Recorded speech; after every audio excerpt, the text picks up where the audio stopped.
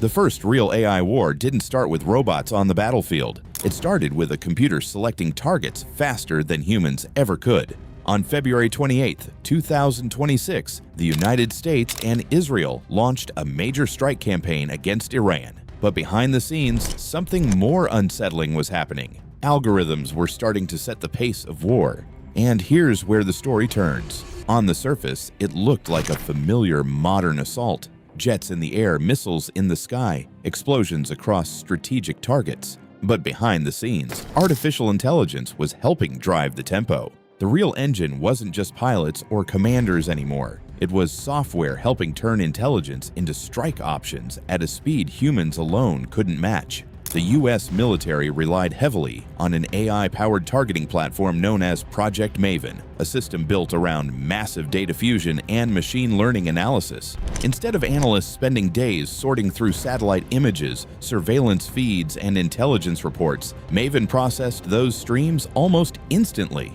And this part blew a lot of people's minds. During the first phase of the operation, reporting suggested the system helped identify and prioritize an enormous number of potential targets in roughly the first 24 hours. In other words, AI helped military planners generate strike options at a pace that would have been nearly impossible for traditional intelligence teams. The software backbone reportedly drew on tools built by major defense tech contractors including Palantir, alongside advanced AI systems designed to analyze intelligence streams, surface coordinates, and rank targets by strategic importance. Together, these tools helped turn massive volumes of battlefield data into strike options far faster than traditional intelligence teams could manage alone. Think about what that means for a second. The speed of war is no longer limited by how fast humans can analyze information. It's increasingly limited by how fast machines can process it. Instead of hundreds of analysts debating which targets mattered most, software could surface options almost instantly, turning what used to take days into hours.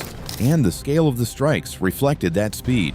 According to early military reports, over 1,700 targets were struck within the first 72 hours of the campaign. That's an operational tempo rarely seen outside the opening shock and awe moments of major wars. But here's what makes this moment historic. This wasn't just a faster war. It was a war where AI began compressing the entire kill chain, the process of detecting, selecting, and striking targets.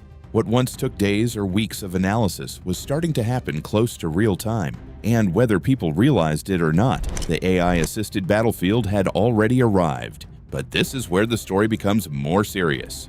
What happened during those opening strikes wasn't just a technological upgrade. It revealed something deeper. War itself is starting to move faster than human decision-making. Experts describe this shift as decision compression.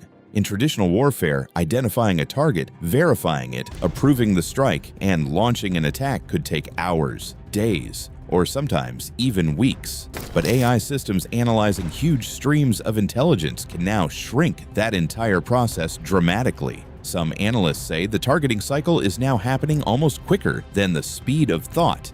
And that speed introduces a dangerous new problem, something military analysts call automation bias. In high-pressure combat environments, when an AI system recommends a target or action, operators can start trusting the machine by default. Not because it's always right, but because the pace of operations leaves less and less time to challenge it. Now imagine that happening across hundreds of strike decisions in a single day. This is where the accountability problem begins.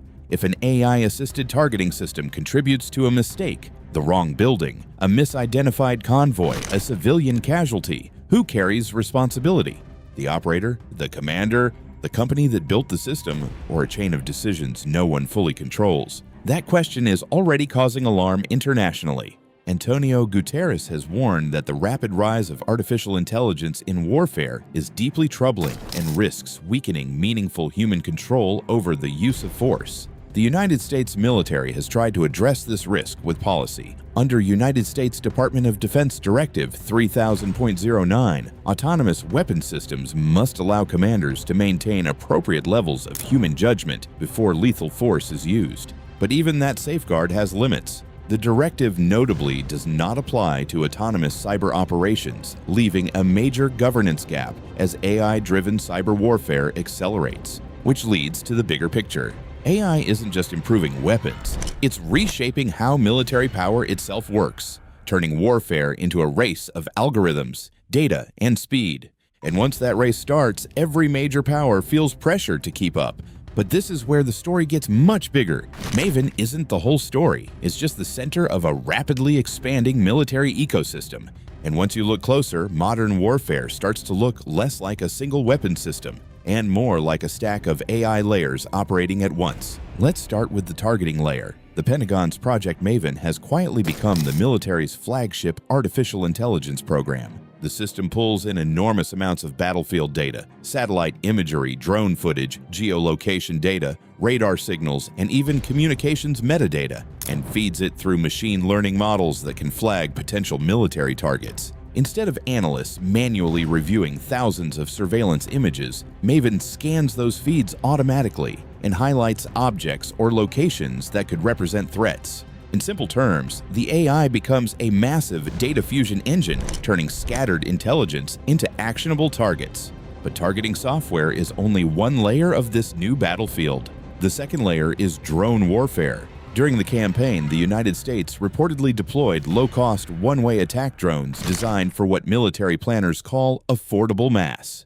Instead of relying only on expensive aircraft or missiles, these systems can be produced and launched in large numbers. The logic is simple: overwhelm the enemy with volume. And the Pentagon accelerated development of systems like this after watching how drones reshaped the war in Ukraine. And then came the institutional shift. To support these new systems, the U.S. military created an entirely new operational unit called Task Force Scorpion Strike, the first dedicated one-way drone attack force in the Middle East. It's not just a weapon anymore, it's a new military doctrine forming in real time. But the stack goes even deeper, because out at sea, another AI network is already running. Inside the U.S. Navy's 5th Fleet, Task Force 59 operates fleets of unmanned surface vessels, drones, and sensors across the region. The key idea is something operators describe as a single pane of glass. Multiple unmanned systems stream data into one AI-supported interface, so commanders can monitor huge areas of ocean in real time, spotting threats, tracking vessels, and coordinating responses faster than traditional patrol methods ever could. And while all this was happening, Iran responded with a strategy of its own. Instead of matching high-tech systems one for one, Iran leaned into scale. Reports say the country launched hundreds of missiles and more than 1,000 drones after the strikes began. Some analysts estimate Iran's drone industry could produce up to 10,000 drones every month. That creates a brutal economic equation: cheap drones costing thousands versus missile interceptors that can cost millions. Which means the defender bleeds money even when it wins. And the battlefield doesn't stop in the air or at sea. There's another front entirely: cyberwarfare. Security assessments have warned that Iran-aligned hacker groups are experimenting with generative AI tools to help run cyber operations. These tools can assist with phishing messages, researching targets, translating communications, and even crafting convincing social engineering attacks. In other words, AI doesn't just accelerate strikes, it accelerates cyber warfare too. And behind the battlefield, another conflict is taking shape inside the tech industry itself. AI companies, defense contractors, and governments are increasingly at odds over how these systems should be used in war and where the limits, if any, should be drawn. So now the conflict isn't only on the battlefield, it's happening inside the tech industry, inside government policy, and inside the software itself. Layer by layer, system by system, something new is emerging. Not a single AI weapon, an entire AI war ecosystem. So how does an AI-assisted strike actually work? It starts with data, huge amounts of it. Modern battlefields are filled with sensors, satellites, surveillance drones, radar systems, intercepted communications, and geolocation signals. All those feeds stream into military intelligence systems in real time.